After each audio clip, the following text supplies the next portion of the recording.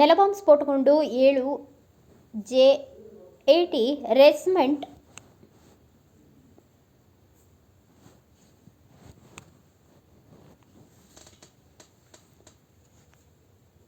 ಅಗ್ನಿವೀರ ಲಲಿತ್ ಕುಮಾರ್ ಎಂಬುವರು ಹುತಾತ್ಮರಾಗಿರುವ ಘಟನೆ ಜುಲೈ 25ರಂದು ಜಮ್ಮು ಮತ್ತು ಕಾಶ್ಮೀರದ ಪೂಂಚ್ನ ಗಡಿ ಜಿಲ್ಲೆಯ ಕೃಷ್ಣಾ ಘಾಟಿ ಸೆಕ್ಟರ್ನಲ್ಲಿ ನಡೆದಿದೆ.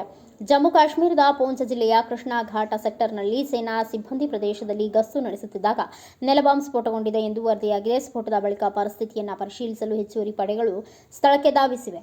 ಇನ್ನು ಭದ್ರತಾ ಅಧಿಕಾರಿಗಳು ಮತ್ತು ಸೇನೆಯ ಜಮ್ಮು ಮೂಲದ ವೈಟ್ ನೈಟ್ ಕಾರ್ಪ್ಸ್ ಕೂಡ ಸ್ಫೋಟ ಮತ್ತು ಸ್ಫೋಟದಲ್ಲಿ ಯೋಧ ಹುತಾತ್ಮರಾಗಿರುವುದು ದೃಢಪಡಿಸಿದೆ.